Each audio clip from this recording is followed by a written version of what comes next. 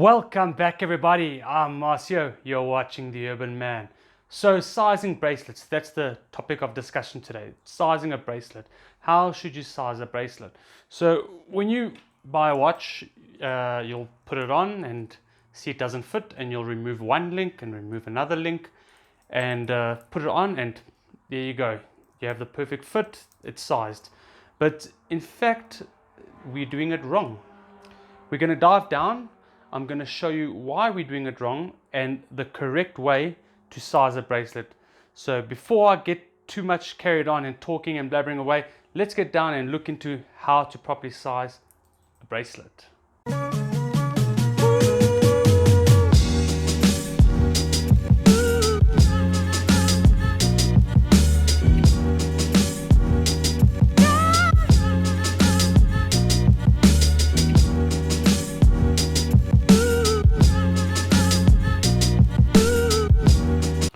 Okay, so before we carry on the wrist today, we got the Vostok Amphibia.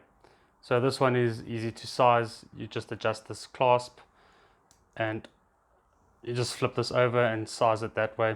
But that's not the topic of discussion today. But yeah, that's what's on the wrist. I'm going to take that off quickly. All right, so we got two bracelets here.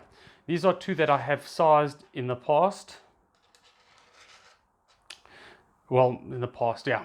These are two that I size the traditional way. As you can see here, I've got 4 links. So I removed 2 from the left hand, 2 from the right hand. And on the left hand side here, I have 2 links, which I removed by removing one on the left side and one on the right hand side. Okay, so I'm gonna put this one side for now. Let's put the SKX one side for now. Let's grab the notice. All right, so as I told you, I removed 4 links. So I removed 2 from the left hand side, 2 from the right hand side. You can see I've still got 2 there to adjust and 2 on that side to adjust. Right. So now I'm going to put it on the wrist. Close the clasp here. There we go. All right, perfect fit. I enjoy a nice, more snug fit. But there we go, perfect fit. So if you look here, the case is perfectly flat on my wrist. But the issue now, when I turn over, the clasp is sitting more to the right hand side. So what I should be doing here actually is adding one link on here and removing one link on this side in order to centralize the clasp. Your clasp should be in the center of your wrist, the same as the watch head is in the center of your wrist. That is the correct way to be sizing the bracelet. So I'm going to remove this here quickly, and I'm going to grab the SKX, and you're going to see we have exactly the same thing going on with this guy here. Let's pop this open, put on the wrist. For those of you interested, this is the strap code Angus Jubilee bracelet. So once again, the case is sitting nice and centralized on my wrist, but immediately as I turn over, exactly the same thing. It's pushed over more to the clasp is sitting on the one side where it should be in the center of your wrist.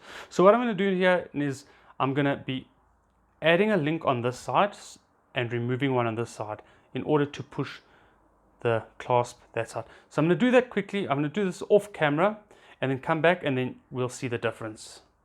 All right guys, so we're back. So I just sized the bracelet. Sorry, I didn't do it on camera. It's going to take me a long time to sit in sizing it. This isn't about how to size your bracelet. It's just how to size it correctly.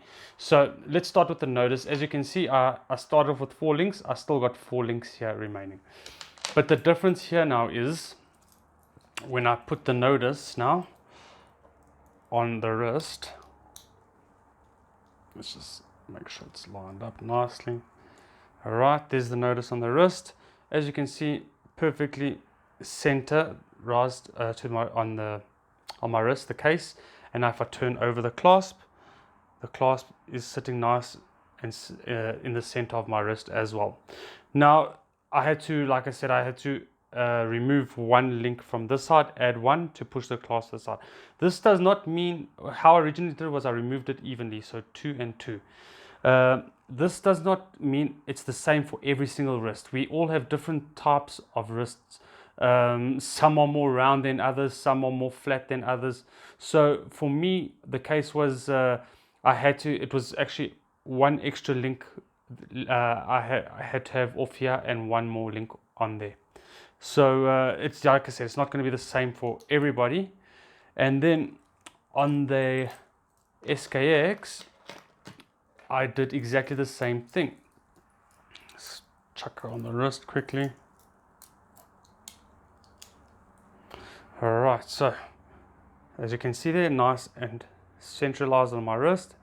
And turning it over, that clasp is sitting nice and centralized as well to my wrist. Alright, let's pop back up on top quick and close this discussion off. Alright guys, back up on top here. So that's how to size your wrist correctly. I hope I'm able to help somebody out that wants to size their bracelet, or maybe you've sized bracelets in the past and actually didn't realize that you weren't doing it the wrong way. This is just going to help with the balance of the watch. You know, I tend to see that when you don't have your clasp in the center and the case in the center, sometimes it tends to, one thing or the other looks always off.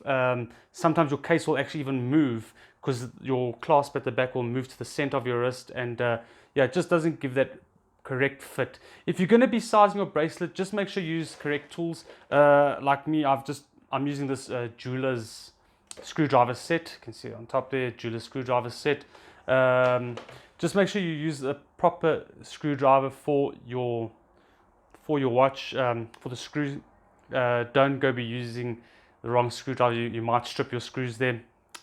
If you're using a bracelet that uses screw links, if you're using one that's got push pins, yeah, just make sure you have the right tools. And if you're not too sure how to do it correctly, take it to a jeweler or to your local watchmaker, put it on, and just make sure that they are sizing it correctly as well for you. So anyways guys, if you enjoyed the video, hit that thumbs up button. As always, if this is your first time and you haven't subscribed yet, please do so. That's what keeps me going. So do the subscribe if you haven't done so already. I'll see you guys very soon in the next video. Thanks for watching. Cheers for now.